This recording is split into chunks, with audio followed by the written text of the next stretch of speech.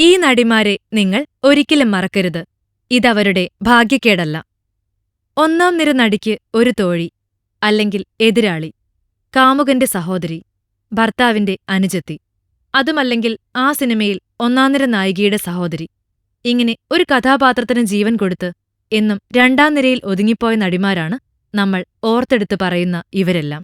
എന്നാൽ ഇവർക്കും ആരാധകരുണ്ട്. ഇവരുടെ അഭിനയം, സൗന്ദര്യം എല്ലാം ആസ്വദിച്ച് അറിയാതെ നായികമാരെപ്പോലെ തന്നെ നാം ഇഷ്ടപ്പെട്ടവർ ആരെല്ലാമാണെന്ന് ഒരിക്കൽ കൂടി നോക്കാം. ഉണ്ണിമേരി. നുണക്കുഴിയുള്ള കവിളുകളുമായി ഈ സുന്ദരി എത്രയെത്ര സിനിമകളാണ് ചെയ്തത്.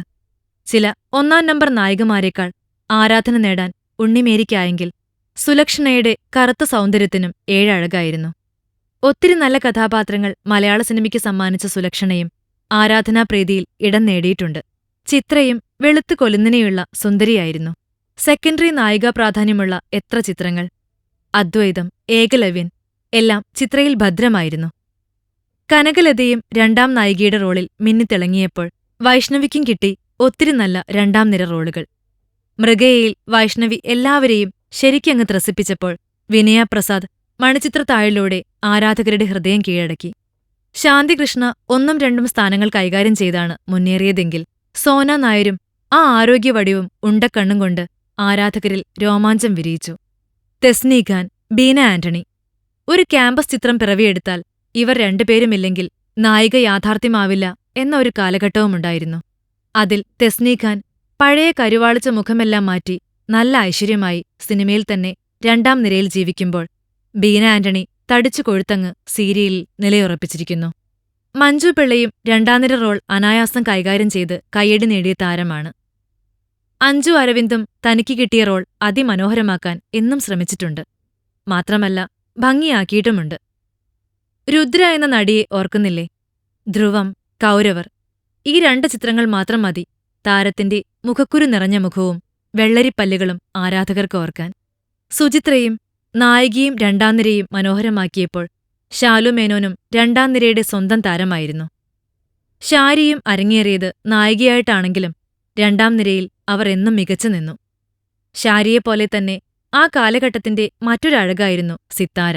മഴവിൽ കാവടിയും നാടുവാഴികളും രണ്ടു രൂപങ്ങളിൽ അറിഞ്ഞാടിയ സിത്താരയ്ക്കും ആരാധകർ അനവധിയായിരുന്നു.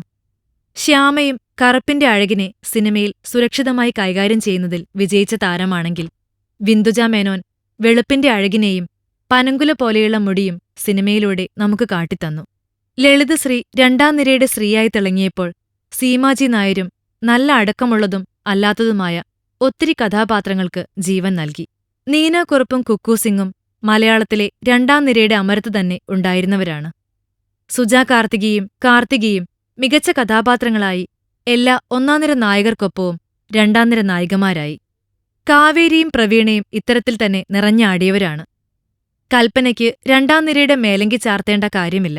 ചില സിനിമകളിൽ നായികയേക്കാൾ ലീഡ് നേടി കയ്യടി കരസ്ഥമാക്കിയ താരമായിരുന്നു നമ്മെ വിട്ടുപിരിഞ്ഞ കൽപ്പന.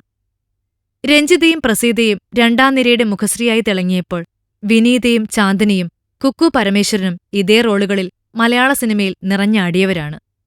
എല്ലാം ചേരുമ്പോഴാണല്ലോ ഒന്ന് പിറക്കുന്നത്. അഭിനയത്തിന് ഒരിക്കലും വലിപ്പച്ചെറുപ്പമില്ല. ആരെയും നാം വില കുറച്ച് കാണുന്നുമില്ല. എല്ലാവർക്കും എന്നും മലയാള സിനിമയും അണിയറ പ്രവർത്തകരും കൊടുത്തത് മികച്ച പിന്തുണയാണ്. അതുതന്നെ ആരാധകരിൽ നിന്നും ഈ താരങ്ങൾക്ക് ആവോളം കിട്ടിയിട്ടുണ്ട്. ഫിലിം കോട്ട്. കൂടുതൽ സിനിമാ വിശേഷങ്ങൾക്കായി ഈ ചാനൽ സബ്സ്ക്രൈബ് ചെയ്യൂ. Film coat.